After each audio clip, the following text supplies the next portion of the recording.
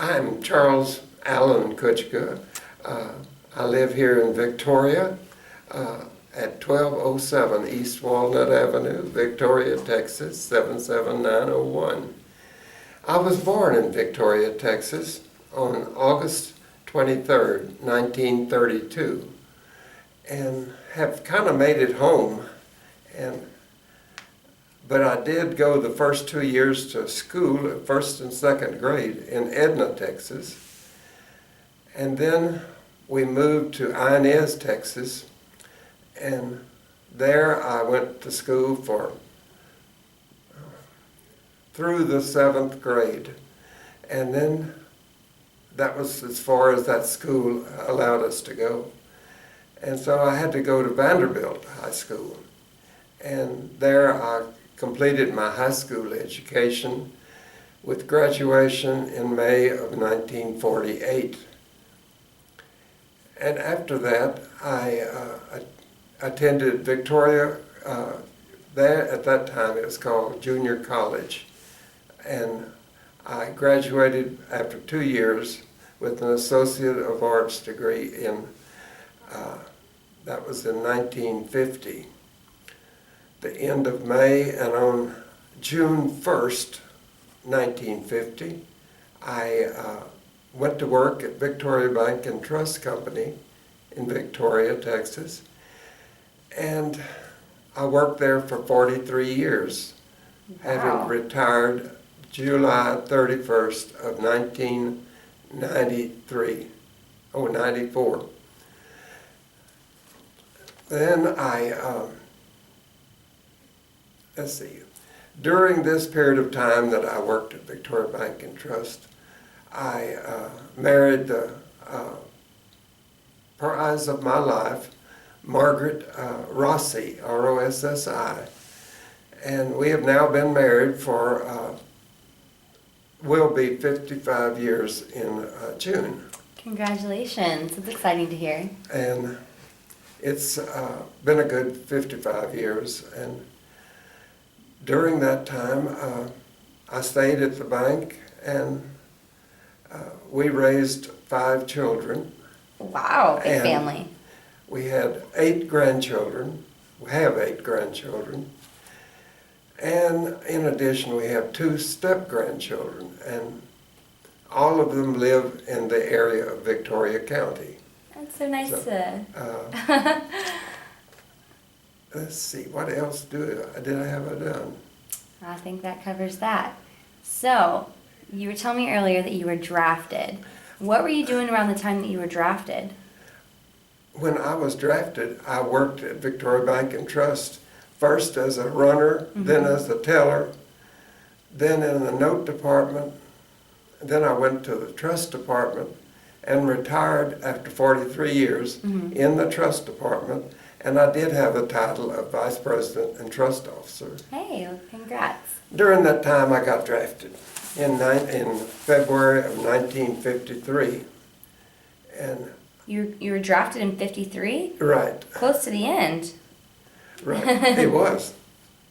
But and then I had basic training in Fort Polk, Louisiana. And What was your reaction to you being drafted? Did you know the draft was coming? Well, I got a letter, and it wasn't appreciated really, but it said I was chosen by my friends and relatives, and could I please join the group and meet the bus at a certain place, and Certain time. gave me the time, and I'd go to Corpus Christi, Texas for my physical. And I went to Corpus, and then I went to San Antonio, Texas. So, What was your wife thinking? no, I was single. You were single at this time? I was single. Okay. And then I wasn't drafted until February of 1953. And I had my basic in Fort Polk, and upon completion of 16 weeks of basic training,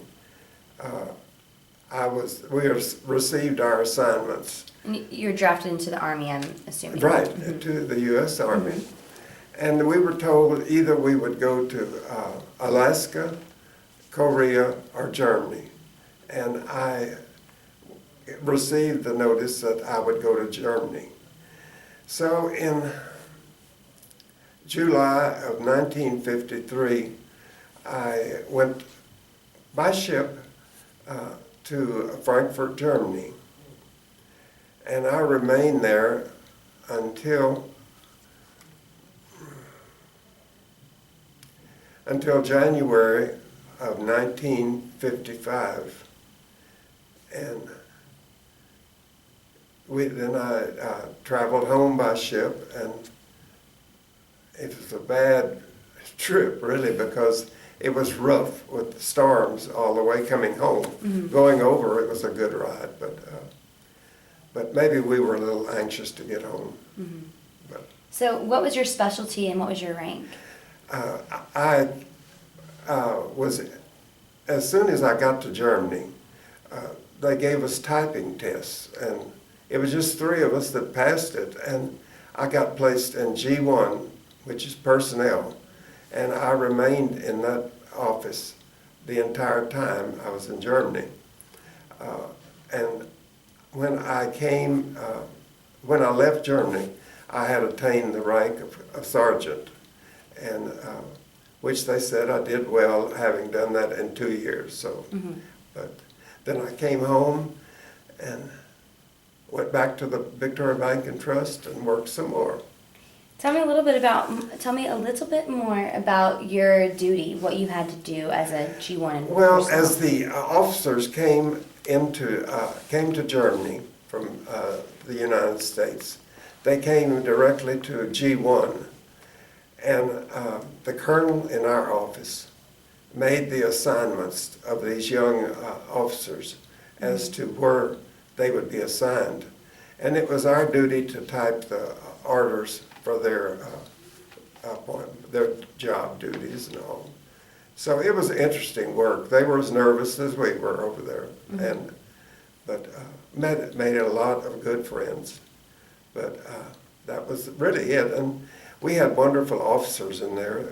We became like a big family in there.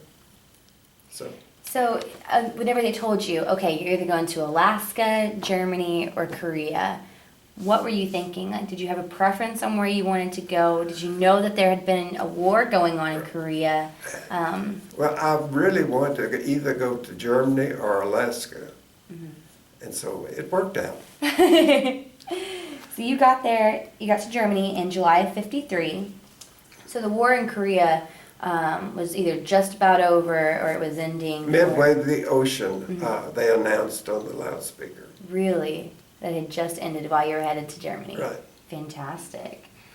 So you had known that there was a war going on in Korea. I mean, did you know anybody that was in Korea? Any family A or lot of friends? my friends were in Korea. Mm-hmm. And we tried to communicate, but some of them didn't return. So. Right. And did it make you nervous or anything, like not knowing if you were going to be stationed in Korea? Were you nervous to get that no, I was assignment? just glad that basic training was over, and I was going home for a few weeks. But I did hope I'd get Germany or Alaska. Right. So tell me about the living conditions that you had while you were in Germany, as far as your food, sleeping arrangements. Well, we were in the old German barracks. We stayed there, and they were cavalry barracks. And I think it was a very small room we stayed in, about 4 or 5 of us in there. But the food was good most of the time. But it was different. It wasn't Mama's cooking. Do you recall how much you were getting paid for your job? Did I what? How much you were getting paid? Well, they encouraged us to have an allotment taken out, and if we did that, that was when we were in basic. If you had an allotment taken out and put into savings, they gave us a day or 2 days where we could pick our day where we didn't have to report for basic training, and so we did that. How about that? Did you ever encounter any dangerous or difficult situations? No, we did a lot of. They expected the soldiers oversee all the branches. If the Germans had a parade, we had to participate, and so and then any of us that were between 5'10" and 6 feet, we were chosen to be chosen for any celebration the Germans or the Americans had. We had to be dressed up in all our regalia and participate. Really? Right, and so I did that for most of the 2 years, and they see the visiting dignitaries of the various countries would come to visit our office because we were 4th Infantry headquarters there, and so when they came, we had to meet them and stand at attention, and then they would go into the division headquarters and visit. And well, I was going to tell about I did get married in the meantime. Oh, while you were in Germany? No, when I got home. And I married in June the 4th of 1960, which I waited a while, and so that made it up to the 55 years now. That's so great to hear, and congratulations again. Well, thank That's you. exciting. So have you ever visited Korea, stepped foot in Korea, ever visited or anything? I have never, but I did travel some when I was in Germany, but Didn't make it over to Korea. Would you ever visit Korea? I don't know. It's so much to see, but now I'm scared to go over to. I went to the to the Holy Land twice since I've been home, and that was a very interesting. But I've received literature on going to Korea, and it says get with your buddies that were in Korea. Well, I don't have that many anymore. So. Yeah, it's sad. A lot of them are, 80, 85, somewhere in there. Some a little bit younger, some a little bit older. Well, I'm 82, and I was younger than both the men sitting out there, so. So, how did it make you feel personally, knowing that what had happened in Korea, since you had, you had buddies and you had friends there? How did it make you feel knowing that it was being called a police action and instead of a war? Well, I really felt that God blessed me to keeping me out of the war zone. But I really prayed for my friends because I was worried about them. But I didn't have any real close friends that died over there. But it wasn't easy. Right. I wasn't used to being away from my family and my friends that I had graduated with and worked with. Yeah. So why, in your opinion, do you think that the Korean War is often referred to as the Forgotten War? Well, you go to meetings and they introduce people that are veterans of the Vietnam and World War II, and which I respect them, but most of the time they forget the Korean. A lot of the times somebody will hold up their hand. But why do you think that is? Like, why do you think people just... I really don't know. I don't even know. Was it the shortest war? Well, a lot of them call it conflict and not war. Yep. But in my Police mind, action. it was a war. Yep. So do you have, because technically we're still in a war. When the armistice was signed, it was just a ceasefire. So what do you think we would need to do to put some kind of closure on it? Well, I don't think we can close it right now. Mm-hmm. It's too much, no rest at all over there. It's not peaceful. Mm-hmm. We need, I hope that when our change in leadership of our country, that's a ways off. But we do need to make some changes. Mm-hmm. But I don't think we need to lead these countries until it is peaceful. Would you support a type of reunification if it were possible? Oh, yes. Mm-hmm.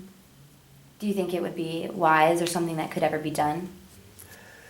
It's going to be a ways off before we get to that stage. So. Right. And do you think it's important for younger generations to know of the sacrifices that were made in Korea and the contributions that were made by others, like yourself, in Germany and in Japan and stateside? Do you think it's important for them to know? Sure it is. And to be aware? It is. And why do you think that they should understand what happened? Most of our children today, thank God they don't get drafted, but in some ways they need to know more than they do. Mm-hmm. Really, they don't think about that. And when I was growing up, we always thought about that. Thought about? About having to go to the service. Mm-hmm. You always knew it was a possibility. But the youth of today do not. Mm-hmm. So would you support a draft if it were to be reincorporated? I think it's good for them. I know I profited by it, and I would support that, yes. Or just anything at all that you were able to take from your experience? Well, I've really learned what a great country we have, and we can. Up until right now, you can be extremely proud of it, but at times I am ashamed of it right now. But I think it will change, and we have to just hope for the best. And we have a lot of knowledgeable people in Washington, and I think that things will get better. I hope so. Well, it's a lot of things have to come about. Yeah. So, was there any specific contributions that were made in Germany to help aid what was going on in Korea? Were there any specific ways that either the military was helping or Germany or anything like that? No, we did do things to raise some funds to send to the children in Korea. Oh, really? Like what kind of funds? Like what were you doing? What kind of fundraisers? Well, I can't remember, but we had ways that we earned some money, and because we would see films about the youth that were in that were orphans over there, and that's really what we were training for. Well, thank you so much Thank for being you. able to come in and talk to me.